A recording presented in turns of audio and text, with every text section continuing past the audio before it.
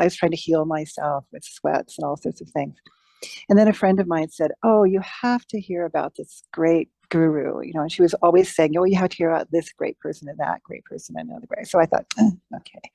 The great guru was Sri Kaleshwar, but I didn't know that at the time. And I was just sort of thinking, I'll get around to looking at his website sooner or later. I'm still trying to heal myself, And then another friend of mine who's a psychic said, we were just having conversations. She sort of breaks into conversations with things she sees. And she said, you're going to work with a man who can manifest fire in his hands, And then she went back to talking about her son or whatever. So well, that turned out to be true. I know. I write all these little things down that she pops up with. Okay, so then I think, okay, I have to go look at this guy's website.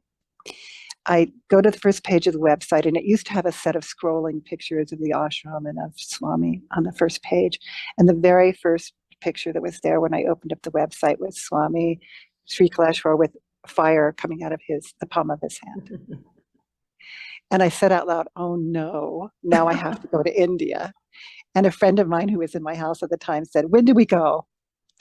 And so we went. It was like, okay, I guess we're doing this. I guess we're going to India. There was a program, like it was a month-long program in India. And that was a lot to bite off and chew. But we said, okay, if we're going to jump in, let's jump in. Neither of us had ever been to India. Certainly had never lived in an ashram. And we got there. And there was a young man, his name is Ramakrishna Jenkins, and he's an amazing teacher inside the tradition. But he was also a student at that time. This was 2000. And he came to meet our cars that arrived to the ashram to show us where we were going to stay and so on. And when he opened the door, I physically saw sparkles of light come out of his eyes. Mm. And I thought to myself, if this guy got that here, I'm in.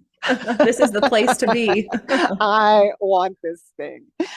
And it was a very difficult program, because I couldn't understand what Swami was saying because he was very young at the time. He was in his 20s and he was just learning English, and everybody else seemed to be, registered into the tune and tone of his voice. And it took me a long time. I struggled and I couldn't hear what the mantras were, and we would all be sent off to do a process. And I was sitting there thinking, I don't even know what we're doing. I don't know.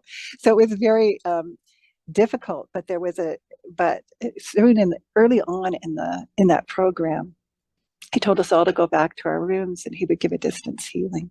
Mm. And I had there were no screens on the windows at that time.